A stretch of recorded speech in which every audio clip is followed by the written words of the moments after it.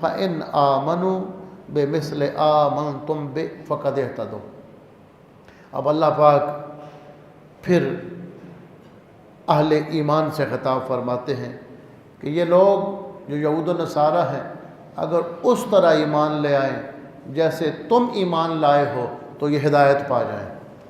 کہ تم نے پہلے نبیوں کی وحی کو بھی مان لیا، اگر یہ ایسے ایمان لے آئیں۔ حضرت ابن عباس کے نزدیک یہ مثل کا لفظ حسن کلام کے لیے ہے، یعنی زائد ہے۔ یہ بھی کلام عرب میں ایک طریقہ ہوتا ہے کلام کا حسن بڑھانے کے لیے، ایک آدھ حرف ایک آدھ لفظ کبھی زیادہ کر دیا جاتا ہے اور وہاں وہ اپنے اصل معنی میں نہیں ہوتا۔ فَبِمَا رَحْمَةٍ مِّنَ اللَّهِ لِنْتَ لَهُمْ،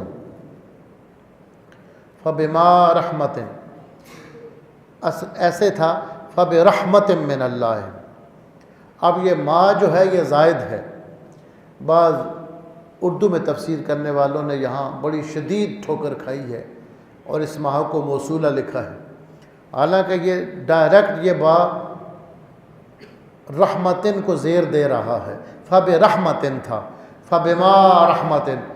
تو درمیان میں جو ما کا لفظ لایا گیا اس سے کلام میں ایک حسن بڑھ گیا ہے۔ اب وقت نہیں ہے میں آپ کو اردو میں فارسی میں مثالیں دوں کہ کس طرح کلام کے اندر ایک آدھ لفظ کو زیادہ کر دیا جاتا ہے، ایک آدھ حرف کو بڑھا دیا جاتا ہے، اس میں کلام کے حسن میں اضافہ ہوتا ہے۔ یہ فصیح و بلیغ کلام کا ایک طریقہ ہے کہ کبھی کوئی لفظ زائد کر دیا جاتا ہے۔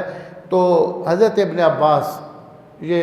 ضروری نہیں کہ قول مختار ہو، مفسرین کے نزدیک ایک قول یہ ہے، حضرت ابن عباس کی طرف اس کی نسبت ہے کہ بمثل آمنتم کا معنی یہ ہے کہ اے ایمان والو، تم جس طرح ایمان لائے ہو اس طرح اگر یہود و نصارہ ایمان لے آئیں تو پھر وہ ہدایت پائیں گے۔ اس آیت کریمہ میں حضور کے جو صحابہ کرام تھے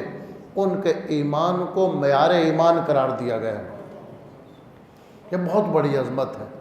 کہ اللہ تعالیٰ یہ کہے کہ یہود و نصارہ ایمان لائیں، ہمیں تو وہ ایمان معتبر ہے جو جناب ابوبکر صدیق کا ہے۔ ایمان اللہ کے نزدیک وہ معتبر ہے جو عمر فاروق لے کر آئے ہیں، ایمان وہ معتبر ہے جو سلمان فارسی لے کر آئے، جو حیدر کرار ایمان لائے، جو عبد الرحمن بن عوف لے کر آئے، جو مہاجرین و انصار، یہ جو صحابہ کرام ہیں ان کا جو ایمان ہے اس کی اللہ کے نزدیک اتنی قدر و قیمت ہے کہ اللہ اس کو معیار بنا رہا ہے کہ ایمان وہ معتبر ہے، لوگ ایمان اس طرح لائیں جس طرح حضور کے غلام لے کر آئیں۔ فَإِن تَوَلَّوْا، اور اگر یہ منہ پھیرتے ہیں اور روح گردانی کرتے ہیں، فَإِنَّمَا هُمْ فِي شِقَاقٍ، تو یہ ضد میں ہیں۔ اب یہود و نصارہ کا اکثر جو طبقہ تھا ان کو معلوم تھا کہ یہ اللہ کے رسول ہیں، آپس میں جب بیٹھتے تھے اور باتیں کرتے تھے نشانیاں ان کے سامنے تھیں، لیکن ایک ضد تھی کہ یہ بنی اسرائیل سے نبوت بنی اسماعیل میں کیوں چلی گئی، ہم سے نبوت چلی گئی ہے دوسرے خاندان میں، تو یہ ان کی ضد تھی جس کی وجہ سے فرمایا اگر پھر بھی وہ نہیں مانتے تو وہ ضد میں ہے۔ فَسَيَكْفِيكَهُمُ اللَّهُ، ان قریب ان کے شر سے اللہ آپ کے لیے کافی ہو جائے گا،